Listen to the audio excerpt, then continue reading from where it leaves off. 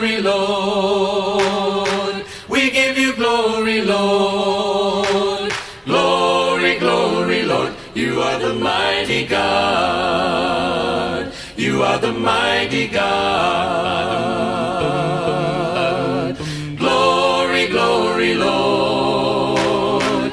We give you glory, Lord. Glory, glory, Lord. You are the mighty God. You are the mighty God. You who go down to the sea, you who live in the islands, oh, if you live in the city, lift your voice and sing out. Sing out, glory, glory, Lord. We give you glory, Lord.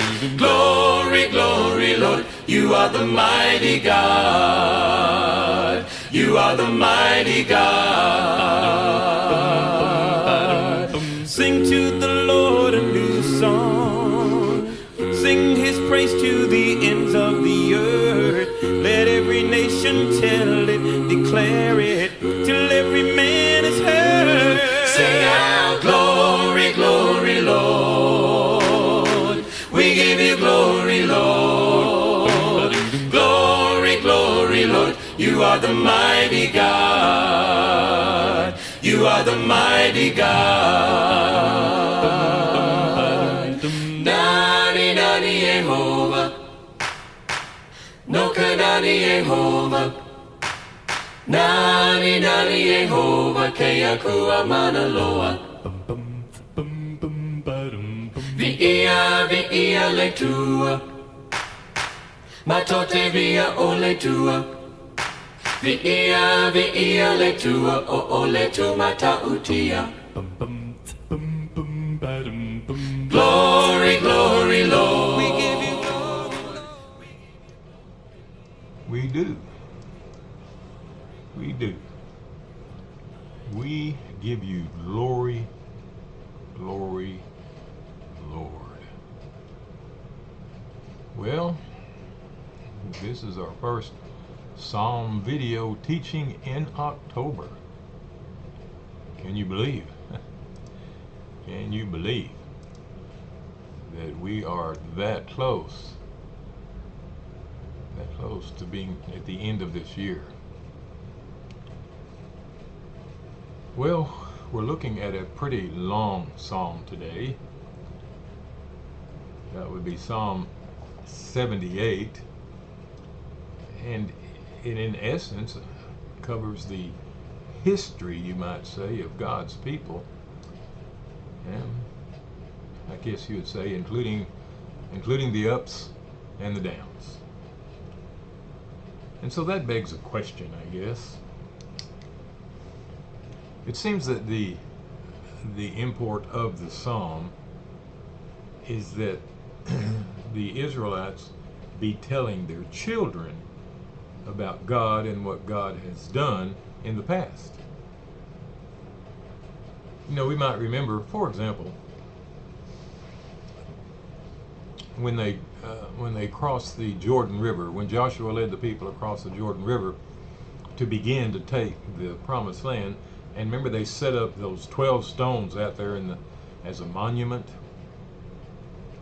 And it says, and if someone, you know, if your children should ask, well, what are those stones for?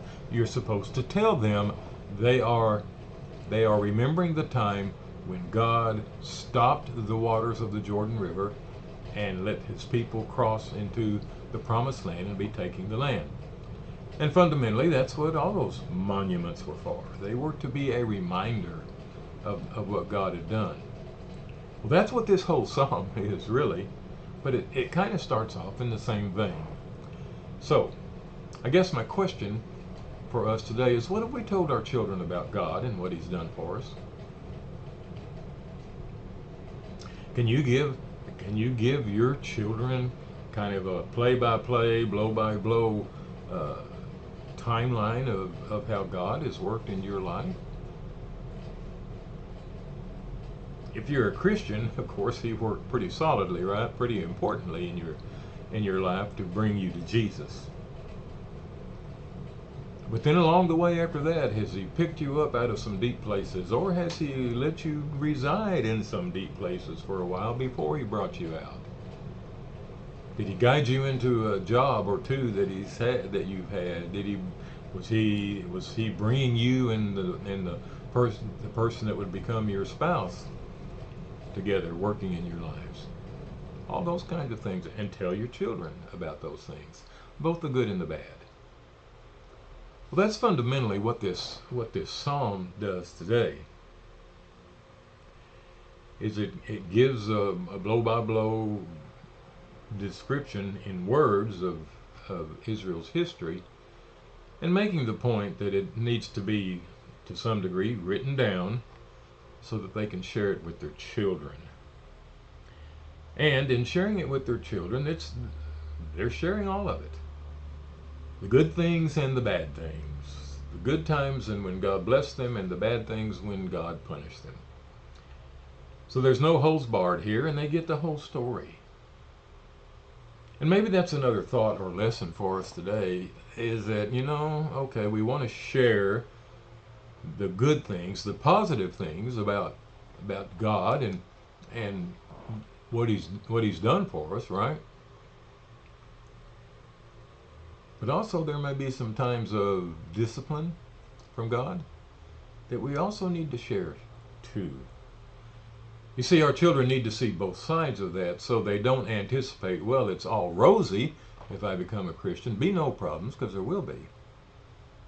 But the reality of life is, even in Jesus Christ, you will have trouble in this world, but be of good cheer. He says, I've overcome the world. So with that thought in mind, let's take a look at this psalm and let's break it down. Though it's 72 pages long, or 72 verses long, we only break it down into a couple of pieces according to the history that it's covering. For example, we'll start in verse 1, which is the introduction, and that goes all the way through verse 11. And it's somewhat of a didactic, introduction. If this, then that. If we had done this, there you go. Then it kind of gets into history at verse 12 through a long reading. It covers the history from the Red Sea through to the wilderness. And so that's quite a chunk out of this psalm. It goes all the way to verse 39. Then verse 40 kicks in, and it goes from Egypt to Canaan. So all of that is really covered in 3 sections. Now each one of those sections could be broken down a little bit, even into subsections, but that's just the way we're looking at it today. And if you look at the superscription on this psalm, all it says is a maskil of Asaph. Again, we've been with Asaph stuff now for several psalms, and that's what it says. That it's from Asaph, and so we understand Asaph being the lead singer, the choir master, whatever you want to call him, there in the temple with David. So let's read. Now we're going to have to get a good breath, right? We're going to have to get a really good breath to get all this read, and there would really be some indication that I don't really need to read all of it, because it is somewhat repetitive. Really starting in about, I would say 40. Starting at about 40, it somewhat repeats what it was already said, not word for word, but by theme. And we'll talk about that in just a moment.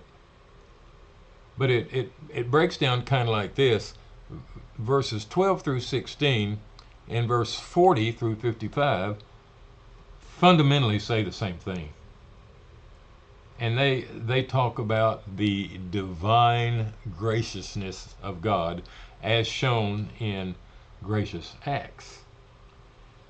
Then as we keep moving forward, verses 17 through 20 are somewhat like verses 56 through 59, in which is a description of rebellion. And God's people, obviously, in the Old Testament, rebelled quite a bit. Then we go from verse 21 to verse 22, and that's kind of like verses 59 through 64. And that talks about divine anger and punishment. Well, we don't read about that, do we? And then verses 33 through 39 are kind of like verses 65 to 72. And that talks about the divine, merciful response of God. So we could fundamentally end at verse 39, and who knows, maybe we will. Depends on how I feel after I read. Because the recital just repeats itself in talking about something. But there may be some important things that we need to consider. So I'm going to read it out of my little handy ESV, and then I'll be teaching from my bigger Bible that has my favorite little notes in it, okay? So let's read, beginning in verse 1 of the 78th Psalm, a maskil of Asaph. Give ear, O my people, to my teaching. Incline your ears to the words of my mouth. I will open my mouth in a parable. I will utter dark sayings from of old, things we have heard and known, that our fathers have told us. We will not hide them from our children, but tell them to the coming generation the glorious deeds of the Lord, and his might and the wonders that he has done. He established a testimony in Jacob and appointed a law in Israel, which he commanded our fathers to teach their children, that the next generation might know them, the children yet unborn, and arise and tell them to their children, so that they should set their hope in God, and not forget the works of God, but keep his commandments, and that they should not be like their fathers, a stubborn and rebellious generation, a generation whose heart was not steadfast, whose spirit was not faithful to God. The Ephraimites, armed with the bow, turned back on the day of battle. They did not keep God's covenant, but refused to walk according to his law. They forgot his works and the wonders that he had shown them. In the sight of their fathers he performed wonders, and in the land of Egypt, in the fields of Zon, he divided the sea and let them pass through it, and made the waters stand like a heap. In the daytime he led them with a cloud, and at night with a fiery light. He split rocks in the wilderness and gave them drink abundantly. As from the deep he made streams out of the rock, and caused waters to flow down like rivers. Yet they sinned still more against him, rebelling against the Most High in the desert. They tested God in their heart by demanding the food, demanding the food they craved. They spoke against God, saying, "Oh, can God spread a table in the wilderness? He struck the rock so that water gushed out and streams overflowed. Can he also give bread or provide meat for his people?" Therefore, when the Lord heard, he was full of wrath. A fire kindled against Jacob. His anger rose against Israel, because they did not believe in God and did not trust his saving power. Yet he commanded the skies above and opened the doors of heaven, and he rained down on them manna to eat, and gave them the grain of heaven. Men ate of the bread of the angels. He sent them food in abundance. He caused the east wind to blow in the heavens. By his power he let out the south wind. He rained meat on them like dust, winged birds like the sand of the seas. He let them fall in the midst of their camp, all around their dwellings. And they ate and were well filled, for they gave them what they craved. But before they had satisfied their craving, while the food was still in their mouths, the anger of God rose against them, and he killed the strongest of them, and laid low the young men of Israel. In spite of all this, they still sinned. Despite his wonders, they did not believe. So he made their days vanish like a breath, and their years in terror. When he killed them, they sought him. They repented and sought God earnestly. They remembered that God was their rock, the Most High God, their Redeemer. But they flattered him with their mouths. They lied to him with their tongues. Their heart was not steadfast toward him. They were not faithful to his covenant. Yet he, being compassionate, atoned for their iniquity, and did not destroy them. He restrained his anger often, and did not stir up all his wrath. He remembered that they were but flesh, a wind that passes and comes not again. So if I stopped here,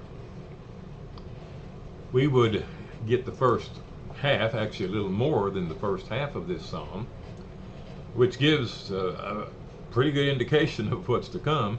And then the rest of this psalm, which, though not in the exact words, would repeat what we just read. And first of all, it would talk about the gracious acts of God toward his people. Then it would talk about their rebellion at times. And then it would talk about the anger of God and punishment that would come. And then it would talk about the gracious mercy of God. Just do it all over again. There's some interesting things to point out here in this scripture, and before I decide whether I'm going to read the rest of it or not, and maybe I will when we close out today, I want to point out some things to you as we just look through here. First of all, in the first section, it talks about telling the children and the children's children what God has done for them. And you remember when in Deuteronomy 6, when God says you talk about these commandments and what God wants you to do, and you nail them on the doorpost of your house, and you bind them on your garments, and you talk to your kids when you're walking with them. Just whenever you have the opportunity, tell your kids about it. It just makes me wonder why so many of our kids, when they leave high school, often to college or college age, maybe vocational work, they seem to quit God. And a lot of times, parents in those situations want to blame the church, or if the church has a youth minister, they want to blame him, or the church has a preacher, they want to blame him, or blame everybody except them for not keeping their children informed about God when he was acting in their lives, whether it was positive or negative, and trying to show the kids where God's acting in their lives. Rather, we were too busy with our stuff, too busy with all of our civic engagements, and we were keeping our children so busy. Parents let their kids just pretty much run their lives sometime, and they're busy every day of the evening doing something different. I'm all for our kids being involved in extracurricular activity, but isn't there a limit? My suggestion has been, and I don't think it's followed by anybody, that there be one extracurricular activity per season, with one season off. But that's not the way it is today. And so parents become so busy that God gets squeezed out. No wonder they can't talk about God and tell them what God's done. They don't even pay attention to him. And then the kids leave. And let's blame the preacher or the youth minister or the church. Everybody but themselves. That's enough of that sermon. But you see what God thinks about the children, knowing what he had done to the children's parents and grandparents and great-grandparents in the past.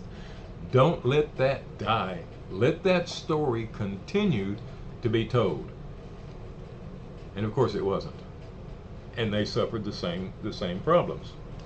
So he speaks about things like this. He says, even to the next generation might know them, and even the children yet unborn.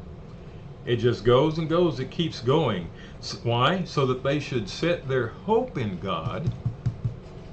The hope is in God, not in money, not in a car, not in a job, not in a house, not in a friend, not in any human being.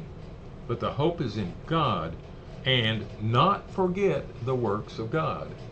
And this term, not forget, is not some haphazard memory failure. This is a word that means just absolute, abject, deliberate disregard for God. And we can point to times in the history of Israel when that's exactly what they did. Matter of fact, they did it to the extreme of worshiping other gods at times. And he says, this is why you tell them. This is why you tell them. You tell your children, and they tell their children, and they tell their children, and then you tell the children that are not even born yet. so that your hope is in God. And then he says this, so they won't be like their fathers. So obviously there was a problem there. Those rebellious people who weren't steadfast, they weren't faithful to God. They did not keep God's covenant. He goes on to say that in the sight of the fathers he performed wonders in the land of Egypt, in the fields of Zon, and that might be an unfamiliar term to you, but it's in the eastern part of the Nile Delta, and it's the capital of the city that became Ramesses II, which, remember, they were helping build that city in those storehouses from our story of Joseph and the Israelites in Egypt way back in the book of Exodus. He divided the sea, yes he did, and made water stand like a heap. Wow, remember that? And then you remember when he brought water from the stone. Remember the first time Moses brings water from the stone, when he hits the rock, he's supposed to speak to the rock the next time, but he hits him anyway. And he says to the people, look what I did. And so that cost Moses his entry into the promised land. So this is the way this is going, and over and over it talks about what God did for them in the wilderness. Spread a table for them in the wilderness. They demanded food, and so he gave it to them. Remember, first he brought manna. They had to gather that every morning for the day. They couldn't gather more, except for on Friday, or the 6th day of the week. They had to gather enough for Friday and Saturday, the Sabbaths, because they couldn't work on the Sabbath. He provided that. When they got tired of that, remember, he provided this pheasant that came in, the meat that came in. And he was so angry with them that he brought so much of it that as they ate it, it came out their ears and noses. That's how fed up he was. He provided, but it never seemed to be enough. And then he talks about Jacob, Israel, not trusting God's saving power. It says he rained down on them manna to eat and gave them the grain of heaven. Of course, that takes me to what Jesus said that the people didn't want to hear there in the Gospel of John, that he is the bread of God that has come down from heaven. And of course, that was rejected by many people. And so on and on we go. We could talk virtually about every point in the history of God's people where at times they were blessed, and unfortunately so many times they received the anger of God because of their obedience. And it says in verse 31, we read that, the anger of God rose against them. In spite of all of this, verse 32 says, they still sinned. Despite his wonders, they did not believe. And so he made their days vanish like a breath, and their years in terror. So that's the way God has. You know, we're told that God is a jealous God, and we teach our kids, etc., well, that jealousy is not a good thing.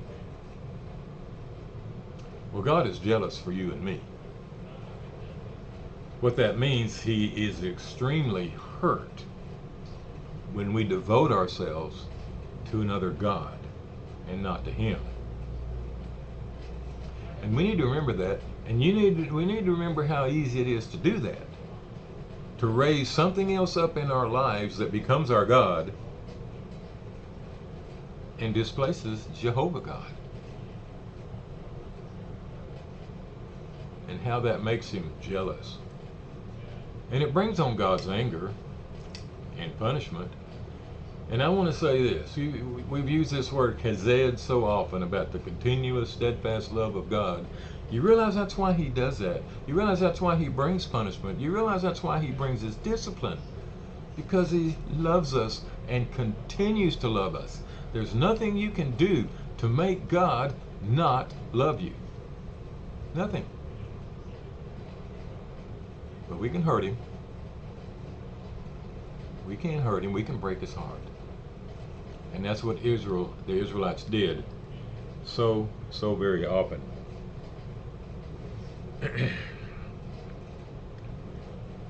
Verse 38 is almost a quote from Exodus 34:6, where God says he's a compassionate God with steadfast love, that chesed. But he also, that same passage says, I bring punishment to those who disobey, who sin. And that brings us to the second half of this parable, of this book. And by the way, I was going to mention that it uses the word parable back up in verse 2. And in essence, the parable is simply a story, which is what a parable is. A story, a recitation, if you please, about the history of Israel and the ups and downs that went with that. So in the latter half of this psalm, we're talking about, again, from Egypt to Canaan. So we've really already done that once. They're going through the Red Sea, coming out of Egypt, and going into the wilderness. And this kind of covers the same territory, a little bit different. So let's just read a little bit and we'll see how it goes. Verse 40. How often they rebelled against him in the wilderness and grieved him in the desert. They tested God again and again and provoked the Holy One of Israel. They did not remember his power or the day when he redeemed them from the foe. When he performed his signs in Egypt. We could name those plagues on Egypt, couldn't we? Blood, frogs, lice, flies, cattle, boil, hails, locusts, darkness, death. I mean, how could they forget it? We can recite them. And the marvels in the fields of Zon, which we just talked about. He turned the rivers to blood. You remember that first plague? The Nile River was turned to blood, as well as other blood in the land of Egypt. Swarms of flies, frogs, crops destroyed by locusts. So see, he mentions the 10 plagues right here. His burning anger and indignation was released on them. That's verse 49. And he made a path for his anger, but he struck down, verse 51, every firstborn in Egypt. That was the last of those 10 plagues. And this one broke the camel's back. Right? This is the one where Pharaoh said, okay, get these people out of here. And because his own son died as a result of this plague.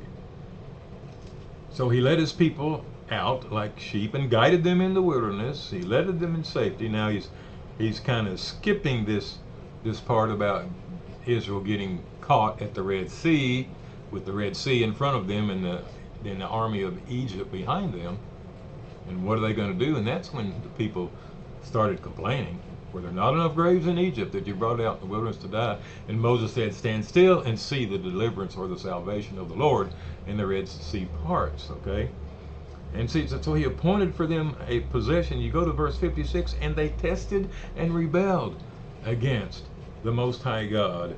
He forsook his dwelling at Shiloh, the tent where he dwelt among mankind, and delivered his power to captivity, his glory to the hand of the foe. He gave his people over to the sword.